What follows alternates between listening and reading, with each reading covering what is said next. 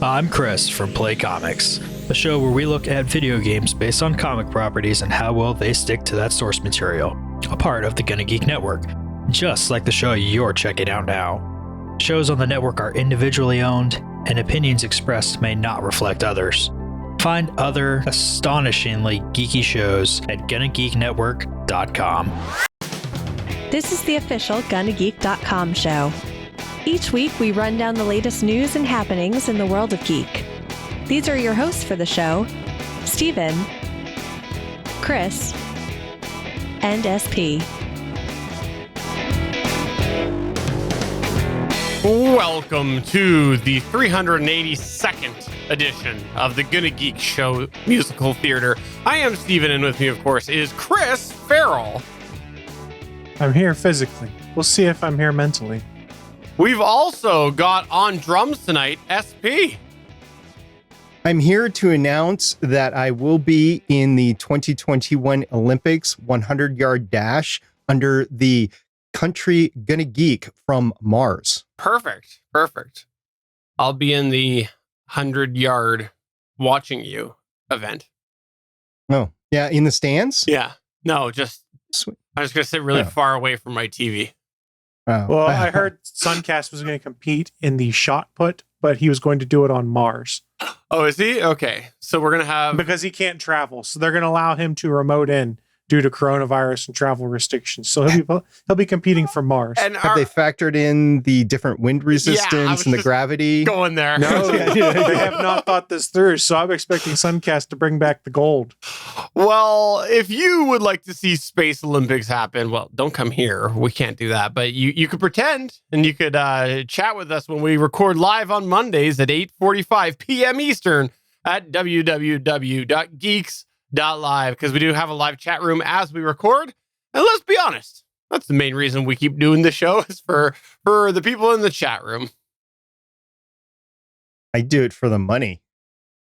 Well, it's I good do you it do it because for... I signed a bad contract. I'm glad you guys do it for those things, because I definitely don't do it for the interest. Let's go ahead and move on to the news.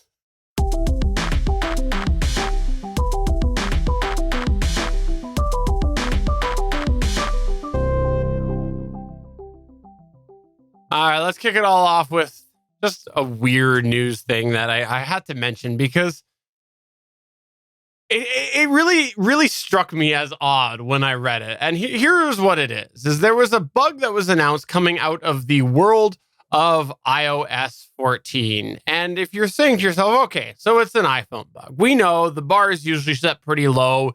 It's like one little thing happens. Chris is shaking his head.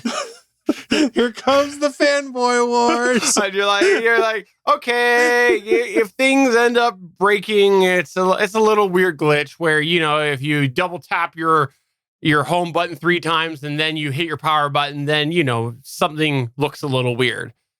Well, guess what?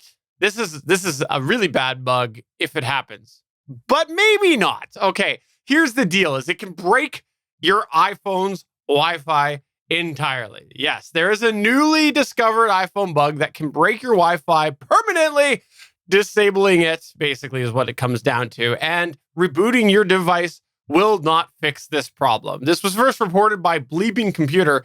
And the long story short is, if you log into a certain named Wi-Fi hotspot running iOS 14.4.2, it will break your Wi-Fi. Like I said, you will not be able to get it back by restarting it. Now, there is a fix for it, though. However, you can go in and you can do a couple different things in order to fix it. And if you're having this problem, you should go ahead and Google how to do it, because it's a couple different steps involved, basically resetting your network settings. But I just don't want to go there too far, because I don't want someone to go and reset their actual whole settings if they do it. But yeah, you reset your network settings and then you're good to go. That's how you fix it. But if you've actually had this happen, then you probably should turn off your automatic join network, because the odds are you're not manually logging onto the network that needs to be named as such in order to break your Wi-Fi. The hotspot name is %P, %S, %S, %S, %S, %S, %N. That's what the Wi-Fi network name needs to be in order to execute this bug. So on one hand, you've got a pretty big problem that, obviously could possibly be manipulated if people are using the auto connect to different open networks. On the other hand, that's probably the only way this is going to happen, is somebody trying to bait you, because it's very unlikely that you would have this. And what this stems from is a lot of times in programming, certain variables is essentially what it comes down to.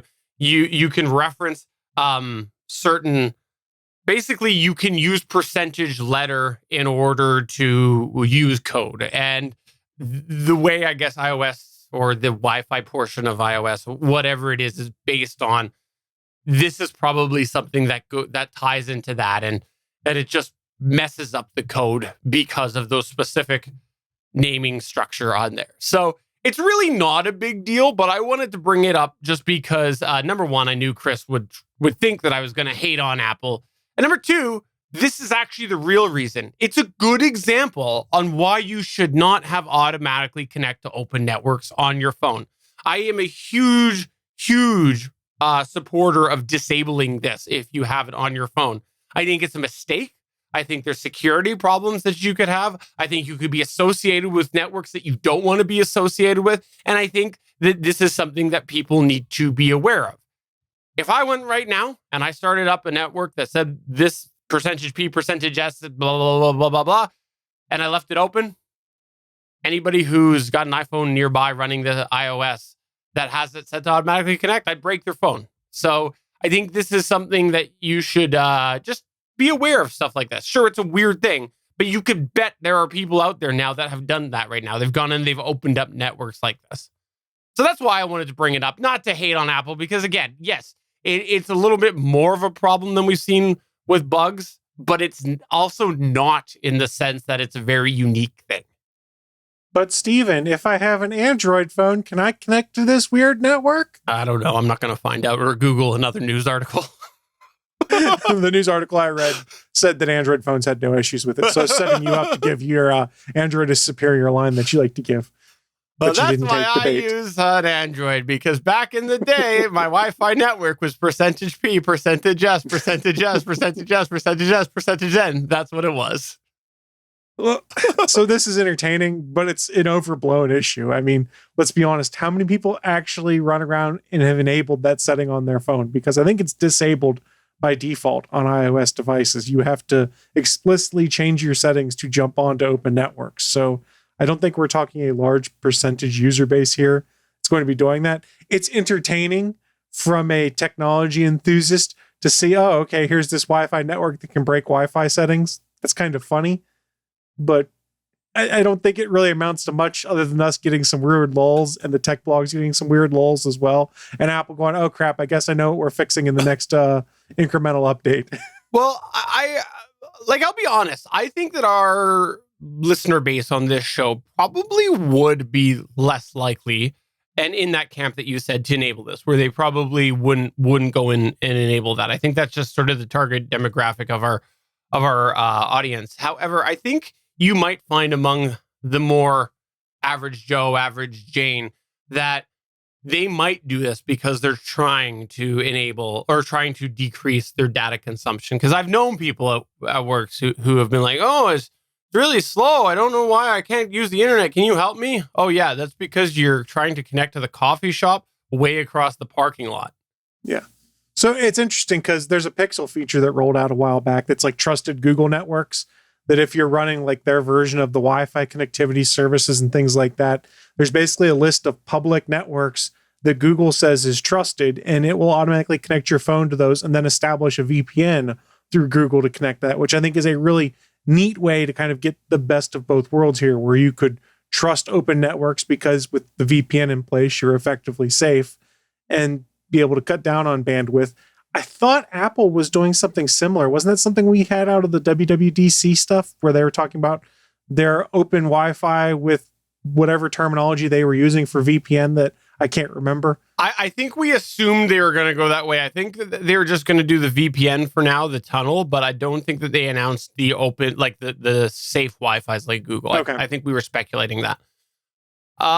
But no, I agree with you. I do think this is overblown, but I just thought it was a good opportunity to mention an interesting thing and also make people check that setting.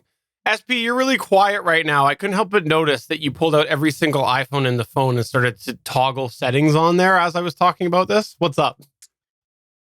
Yeah, my iPhone Wi-Fi hasn't worked for a while. I might or might not have connected to a Wi-Fi that was like that, but I found it was okay because since I got my second COVID shot, I just brought the phone near me and it connected to 5G a lot easier.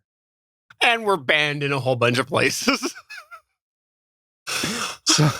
So yeah, I applaud the people, the code geeks, for figuring this out. And in a fair world, I think it would have been better for them to be like a white hat hacker and call Apple and say, "Look, you need to fix this in the next iOS update," and then Apple fix it in the iOS, and then they release the fact that it was a vulnerability to encourage everybody to upgrade their iOS. I think that would have been a better way to go about this. But hey, whatever. Some people like to get all the attention and they like to poke it to Apple, like some Canadians we know. The other thing I just want to point dirty out. Canadians. Dirty Canadians. You have to apologize now. Oh, sorry about that, eh? Yeah, okay. I'm just reminding you of protocol here. So the other thing is I have to applaud people that come up with creative names for their Wi-Fi.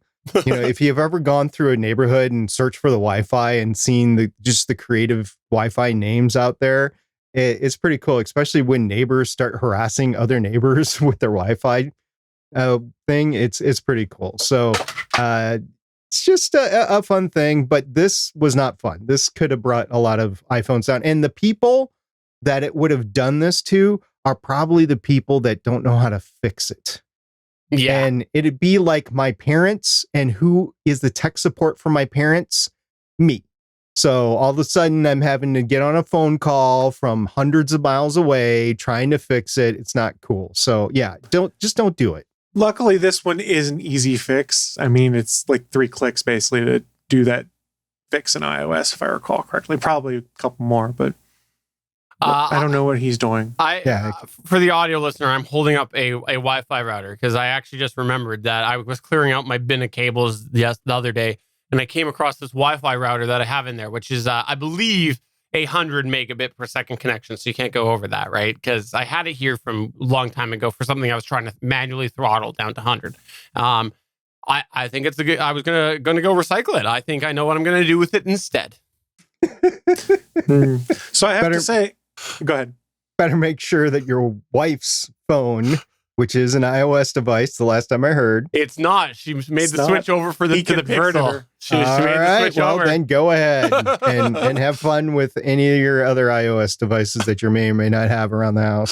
So SP, you were talking about creative Wi-Fi names, and I decided I would pull up my Wi-Fi scanner on my phone just to see some of the houses around me. Because those who may not have listened to the show before, I live in a townhouse community. So there is a boatload of houses around me. Everyone has their own Wi-Fi. And I have to say, I'm kind of disappointed with my neighbors. I have 201 street name, 205 street name.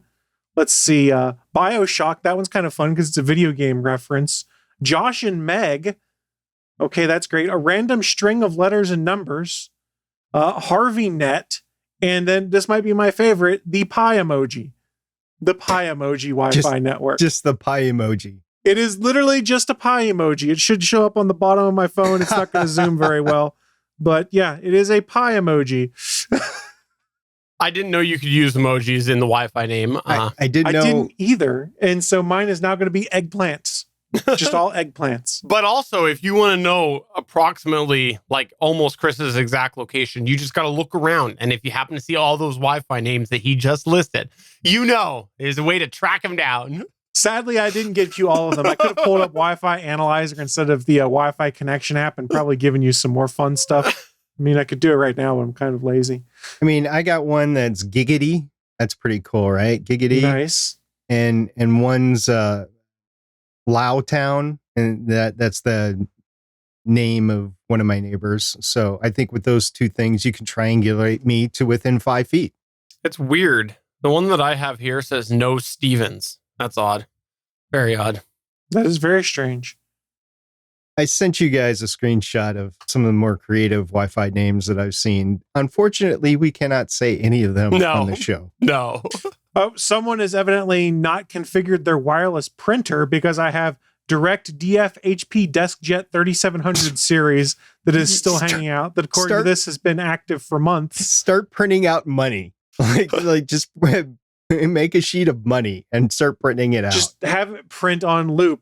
Turn off your Wi-Fi. Turn off your Wi-Fi. You know, or you're fired. You're fired. I have a coworker who, you know, because we're all working at home. I have a coworker who one day said, hey, do you have any security recommendations for me on this? Because I think someone hacked my computer and they started printing some adult images on my printer. I'm like, check your printer Wi-Fi. Pretty sure that that's open right there. But I occasionally get, it's not here right now, but I occasionally, when I open the Smart Things app, get a notification about somebody's Samsung TV nearby me. And I'm like, yep, me too. I'm like, oh, it's not in my house. I've thought about adding it, but then thought, no, I don't want to piss off any of my neighbors any more than I already do. And if you are someone like myself and like Suncast in the chat room who's like, I'm not changing my Wi-Fi network name because I don't want to have to reassign everything. Well, a lot of networks now have guest networks. So you can always spin up a guest network with something ridiculous as that guest network's name. And then just turn it off when you're done. And yes, you can password and secure those guest networks too. It would just show up when people scan. I've got so many old routers that I mean, they're half functional, right? But they would still broadcast the name. It'd be so funny to set them all off and just spam the area with names. All right. Well, let's go ahead. Have some fun. Let's go and move on to the next news point here, which is an update about Cyberpunk 2077. I'm pretty sure, by the way, that when we stop hearing about Cyberpunk 2077 news, it will be the year 2077. I don't know, man. It's tapered off a lot, but this is actually some interesting news I wanted to bring up. Back in December, I think, is when I brought up the news that CD Projekt Red's launch for Cyberpunk 2077 was kind of troubled. Let's put it this way. There were issues with the games running poorly on baseline PS4s and Xbox Ones. Issues that made the game almost unplayable in some people's cases. And we can argue back and forth. I think we would all agree that CD Projekt Red probably should not have released a game in that state. But they did make an effort into saying they were planning on patching all of these systems so they'd be able to properly play the game. And fingers crossed, they've sort of gotten closer to that. This led back in December to what was considered unthinkable at the time. We had digital storefronts like the Microsoft Online Store, the PlayStation Network, and I think even whichever PC platform they're on. I can't remember if it was Steam or if it was Epic Game Store or whatnot. They were all offering refunds well after the initial 24-hour period would be up when you could get refunds because of how poor the games played. Even on cutting-edge PC hardware, it was struggling and having issues. What was arguably the most interesting thing that happened at this time, and something I don't recall having seen before, is 1 week after the launch of Cyberpunk 2077, Sony delisted the game on the PlayStation Network. What did that mean? That meant if you logged into your PlayStation Store and said, hey, I want to buy Cyberpunk, a digital copy of it, it was not available for you to purchase. Presumably because they were handling so many refund requests from customers who played the game and were upset with either not living up to the expectations or just playing like trash on baseline systems. CD Projekt Red did say they intended to bring Cyberpunk 2077 back to the PlayStation Store once they had patched the game, made it more stable, and also kind of updated the visuals so it didn't look terrible on baseline PlayStation 4s. Well, good news. If you've been waiting for it to come back, Cyberpunk 2077 has returned to Sony's PlayStation Store today, after 6 months since its removal. The game returned with a big warning for PS4 owners, though. CD Projekt Red tweeted out, users may continue to experience some performance issues with the PS4 edition while we continue to improve stability across all platforms. The PS4 Pro and PS5 versions of the game will provide the best experience on the PlayStation. In fact, if you go and pull up the listing on the PlayStation Store for it, there is also a warning written on there to kind of dissuade PS4 users from purchasing it, saying purchase for use on PS4 systems is not recommended. For the best Cyberpunk experience on PlayStation, play on the PS4 Pro and PS5 systems. So it's back, but if you don't have the last gen plus 0.5 iterations of consoles, you probably don't want to play it because it's probably not going to run as well as you want. But hey, if you upgrade to a PS4 at some point in time, or you are one of the lucky few to get a PS5 so far, you're good to go to play this game that was supposed to be released years ago on last gen hardware and doesn't quite run very well on last gen hardware and still has its issues on next gen hardware. And I will say, I did purchase the game back in December. I got a digital copy. I played it on my Xbox Series X, which is a next gen device. I had less problems than other people reported, but still had weird system crashes and weird pop-in and graphical effects from time to time. I want to say it was probably about March or April after one of the patches came out. I fired up Cyberpunk for about 2 or 3 hours again just to see if the experience was any different or what they might have improved. And it played mostly the same. I think I noticed a little bit of better load times and stuff like that, but there was nothing that really jumped out at me. And I will honestly say I probably won't fire up the game again for a while because there is still a free next-gen upgrade supposedly coming, well, not supposedly, confirmed to be coming from CD Projekt Red for the Xbox Series line of consoles and the PS5 line of consoles. So if you have a next-gen console, you're probably going to be good to go on this. If you have one of the Pro versions of consoles from last gen, you're probably okay. But despite all of the fixes they've put in for baseline Xboxes and PlayStation consoles, it still sounds like it's a real crapshoot whether you want to try and play this game. And for it to be 6 months out from release and still have arguably the widest player base of consoles have a game that's really not playable for them, probably not a good sign. I mean, they'll get it fixed eventually, but the real question is it too little too late? I thought that you said that Cyberpunk 2077 was the greatest game in all of history. So it should have been. Okay, so how do we get into this? It's got a real troubled development history. There's been a lot of people that deep dived on it. And what we found out is a lot of the trailers that showed off some of the cool stuff you'd be able to do in the game, like wall running, sticking blades into the wall to hang on a wall to then drop down on people and attack them, that they showed in trailers at E3, those were just videos that they made. It wasn't done with the in-game graphics, in-game engines, and anything like that. So part of the problem we had with this game, same as we'd seen with some of the other things that were rushed out, is they overpromised and under-delivered because they were a little too... they got a little too big for their britches on what they thought they could deliver because they're like, hey, we're CD Projekt Red. We did The Witcher 3, which everyone loves. Granted, it took about a year worth of patching for everyone to love it. We can make anything happen. The same thing that happened with, all of the modern BioWare games, things like that. It's a byproduct of crunch and ridiculous deadlines and stuff like that that's going on in the game industry. I don't think it's really going to change anytime soon, but I don't know. I'm real conflicted because I really wanted to love this game. I've played it through. I sunk probably 50, 60 hours into my first playthrough on this game, but for a game like that, you generally want to go back and replay, or you're looking forward to all the DLC that comes out. I haven't gotten any DLC yet, which there's a bunch of free DLC promised because they're too busy trying to fix the game at this point. First off, I didn't really put that together. Secondly, what? A game that was a disaster at launch? It hasn't had time to develop DLC? I mean, well, if you go back to the original development roadmap, it was they were going to start on the DLC after launch.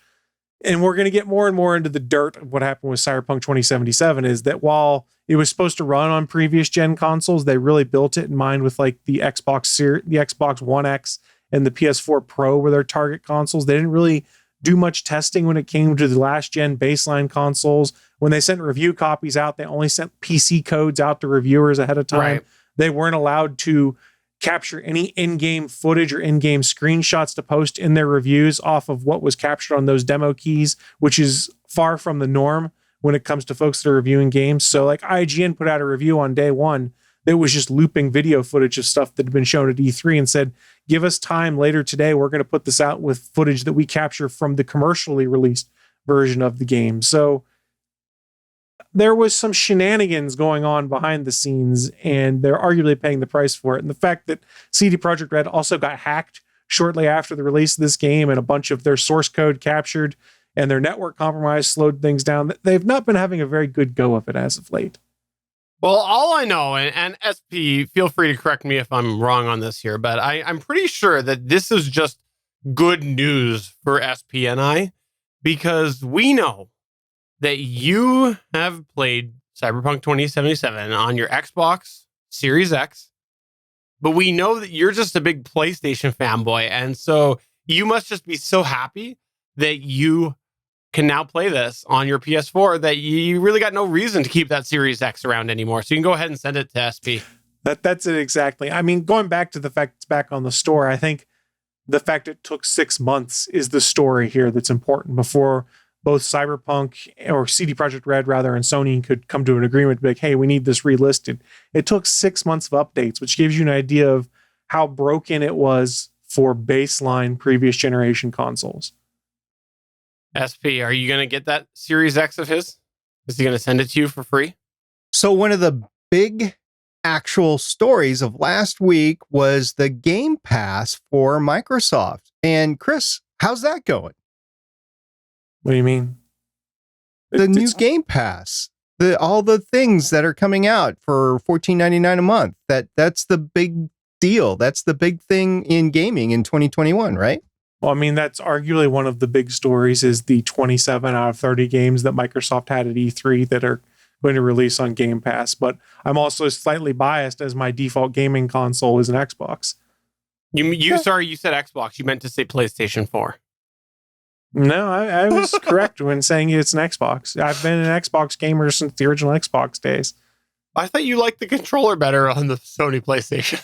Don't go down this path again. I don't need to catch flack from people on the internet for this again. How do you know how much crap I caught because I was like, I like how the Xbox controller feels in my hands better than I do the PlayStation controller, and how much crap came my way. I'm like, really? Because of my opinion on a controller, this is what's going to fire people up. And I went, damn it, I hate video game fans anymore. Well, there, I'll take. If you hate your consoles, we'll gladly take them. I love my consoles. I just hate the fandom many times. Well, I'll go ahead and just put it out there. The Sony PlayStation controller is the worst controller design ever.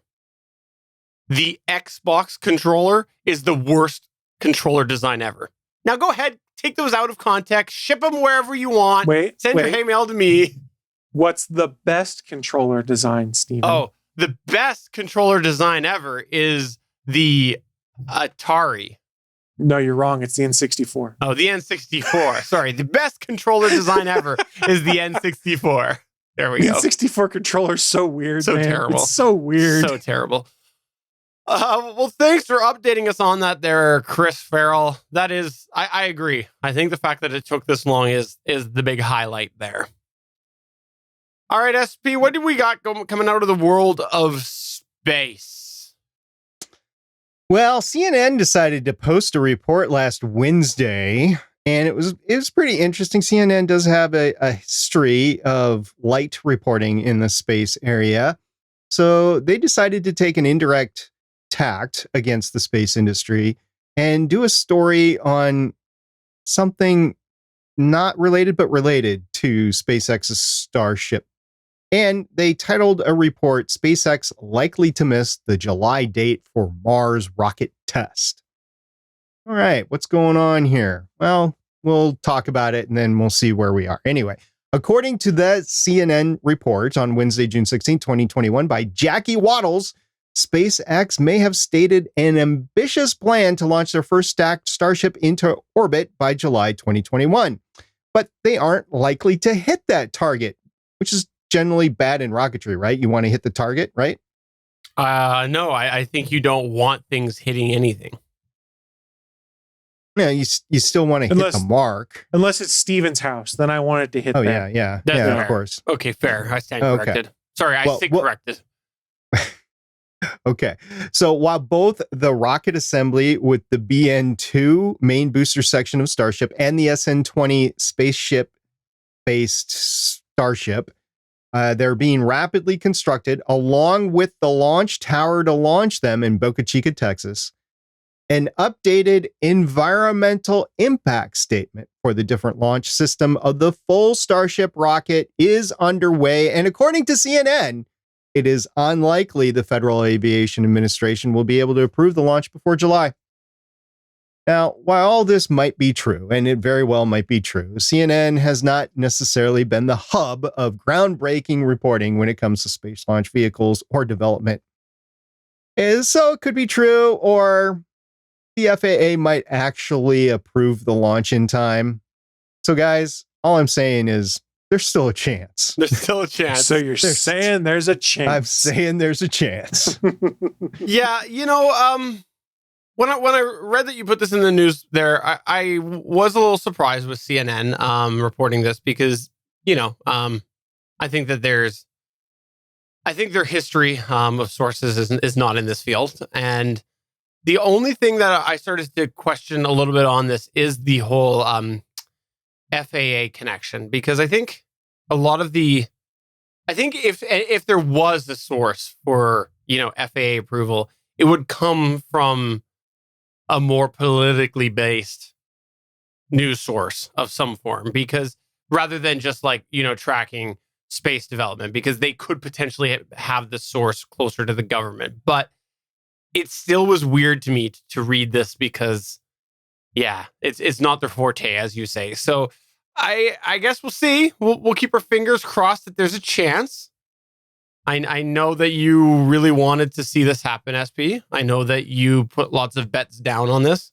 And I know that you have to find a new house if this doesn't happen. So I might find a new house anyway. If it happens or not happens, I may be moving there. We'll see. Also, last week, before we move on from this, you had another space news point that you were going to mention, but you never got around to mentioning that came to light this week. There was another update, wasn't there, in the world of space that was a follow-up from one of your news stories? So last week, Blue Origin actually conducted their auction that we talked about a couple of weeks ago about one of the 6 seats on the first New Shepard ships, the flights that they were going to make. And guys, do you know how much that seat went for? $100. Well, first of all, I should have asked, did you guys watch the replay? Because I know you didn't see it live. Did you watch the replay of the auction? No, I didn't. Now, secondary question. If we guess the price, do Price is Right rules apply? Sure, we'll go with that. It doesn't really matter. I know the answer. Steven, you get to go first. $800 million. $1. Well done, Chris. Well done. Price is Right rules, right? So it ended up, remember we were talking about it was like 2.8 million on the online bidding, then it went up to 3.5 million. I think right before the auction it was 5.3 million, or 4.8 million or something. It's something around 5 million. So the auction started and then it was going up by $100,000 increments, which I thought, if you're bidding and you have the available cash, okay. But then all of a sudden it started to go like million, and then it like jumped 2 million. And I'm like, what are you guys doing? This is wow. And so there's some notoriety with this. Like, I'm the first one to go into space on New Origin on New Shepard.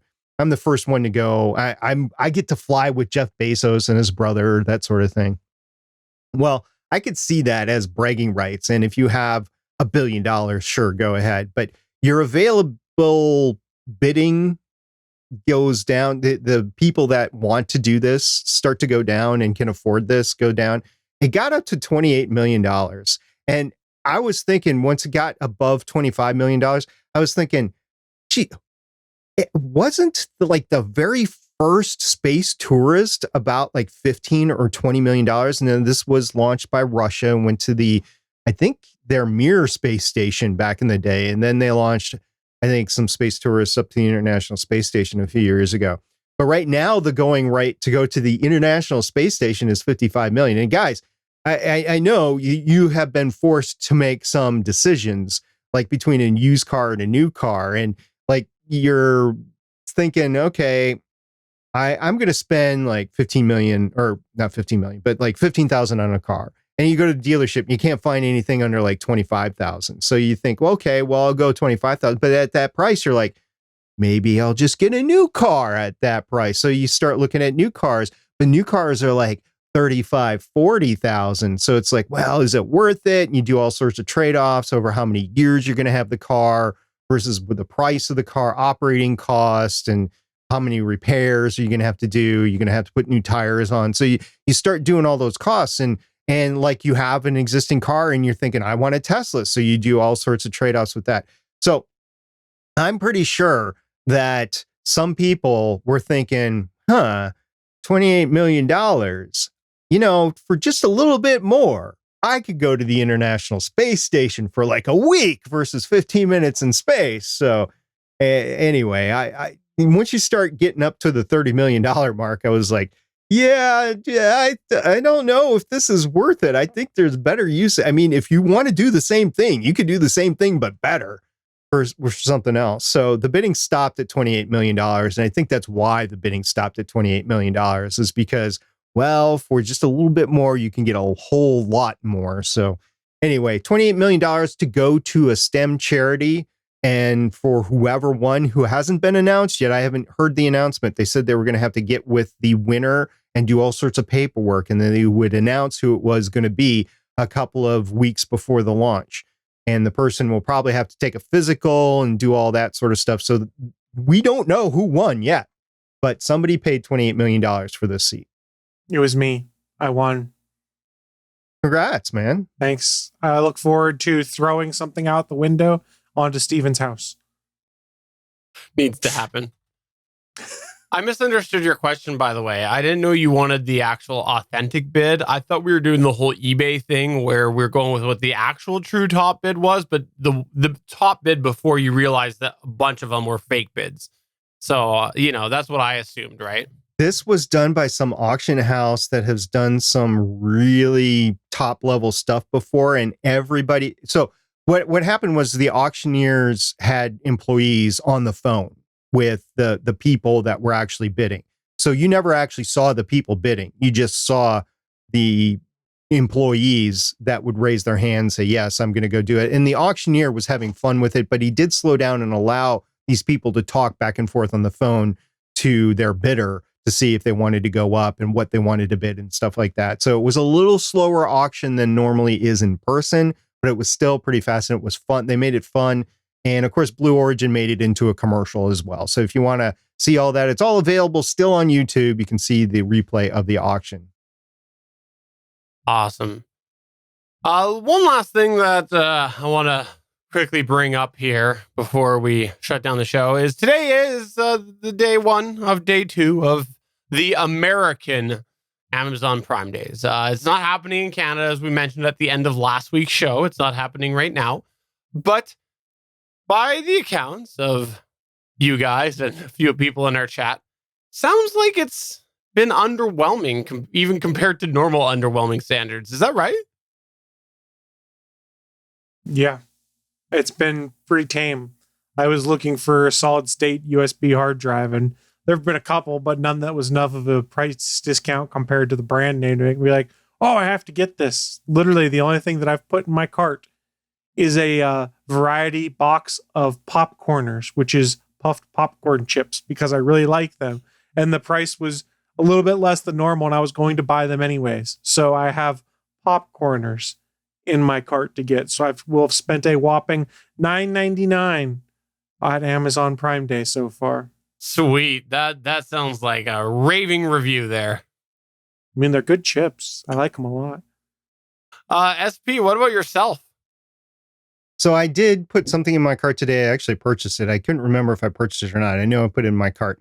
It was a Amazon Echo 4th generation to replace a 2nd generation Echo Dot that is, the Wi-Fi on it is starting to misbehave. So I did that, and I was actually looking for one a few weeks ago, probably a few months ago, and the prices were just way too high versus I'm used to like the $10, $20 deals. For these things. And I didn't see it. It was like 60 or 70 bucks or something like that. I'm like, no, I'm not going to do it. I did get the one with the clock in it. I ordered that. The other thing that I was looking for is I recently discovered that I need a new large capacity hard drive.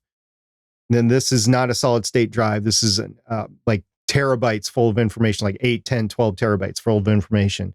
I want a new one now. And I knew I've needed a new one for a while.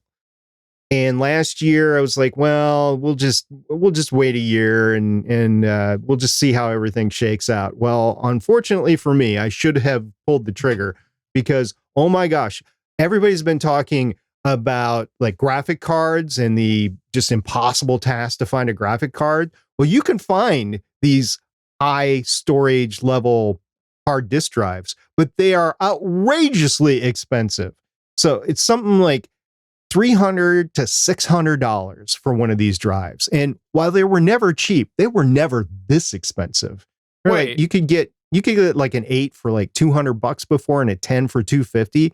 Now you can't get anything under $300, $350. I can get a 8 terabyte Western Digital Black for $279 Oh, cool. Canadian. Can you get a 10 or a 12? No.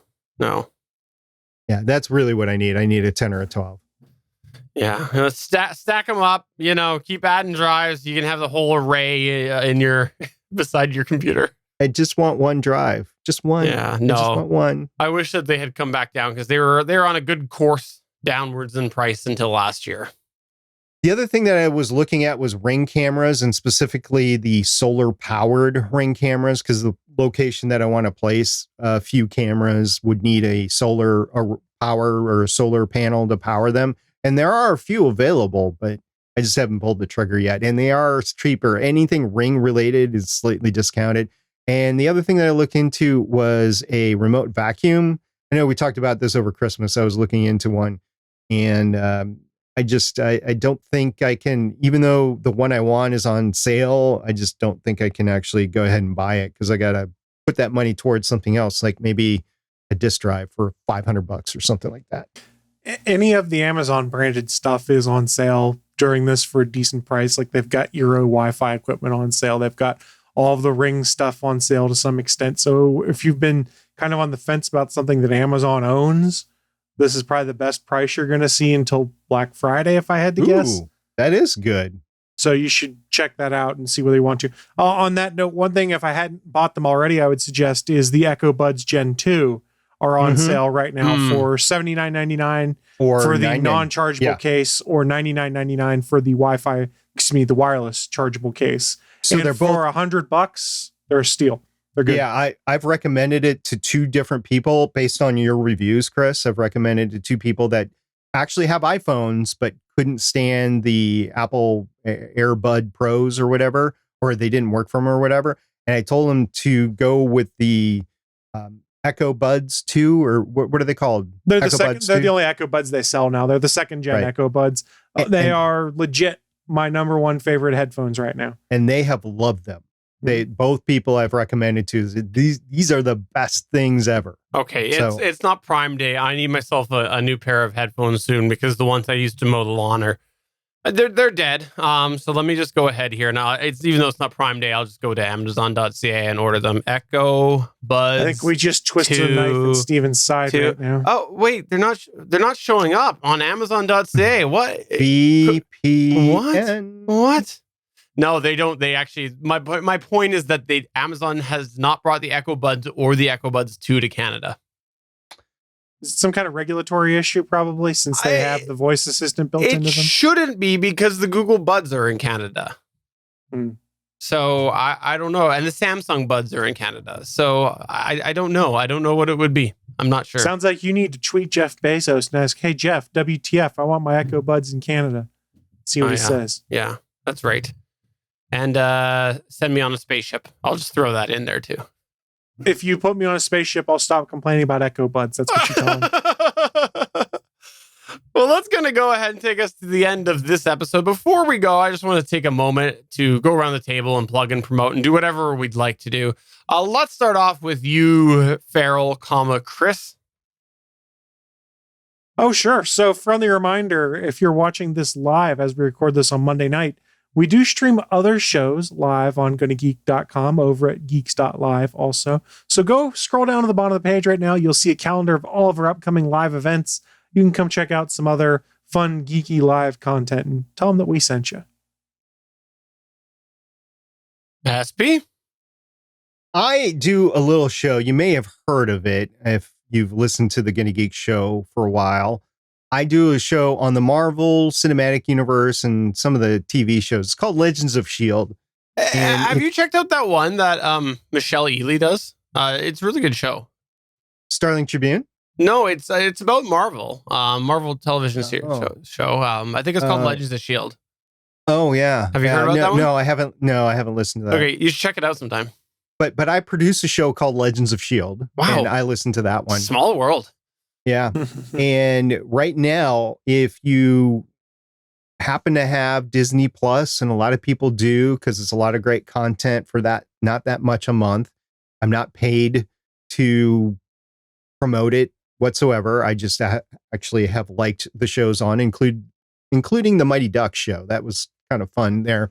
But they have this little show on there called Loki, which has been fantastic. Yeah, 2 episodes out of 6 that are out there right now. We've reviewed them on Legends of S.H.I.E.L.D. Those episodes are available on the feed, which you can find at GonnaGeek.com.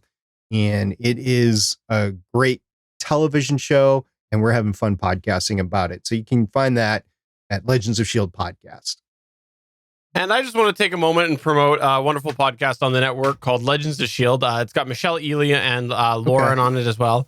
You should check it out. I don't know if you've ever heard of it before, SP, but they're covering Loki right now. So wow, I should get with them because I'm covering Loki on Legends of S.H.I.E.L.D. too. Wow. There's some good cost promotion to do here, I think. No, you should also come chat with us live if you're not watching us or listening to us live. We'd love to have you in our chat room at Geeks.live. That's truly what I'd like to promote today. We do stream the show live on Mondays at 8:45 p.m. Eastern. That's 5:45 p.m. if you're in the old Pacific time zone. I would love to have you come over, join us here so that we can talk to you as we record this show and you can heckle us because that's mostly what the chat room does to us. We deserve it. Well, you just get heckled every day. So. That's very, very true. So for episode 382 of the official Gonna Geek show, I'm Stephen John Drew, or my percentage P, percentage S, percentage S, percentage S, percentage S, percentage N. I'm SP, apparently the Apple lover on the show. And I'm Chris. I'm going to space to throw things at Steven's house. Once you open the window, we'll see if you come back. I'm going to be strapped in hella tight. You're not here yet.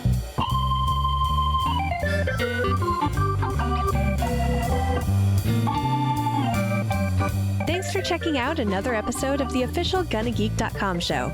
If you like the show, please give us a 5-star review in Apple Podcasts or a thumbs up on YouTube.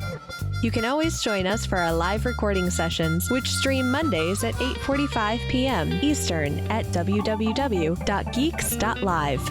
And remember, you can find our full back catalog at GonnaGeek.com/show. If you're itching for more geeky content, check out other shows on GonnaGeekNetwork.com. Voice work was by Emily Prokop of the Story Behind podcast. That's it for this episode. We hope to see you back again next week.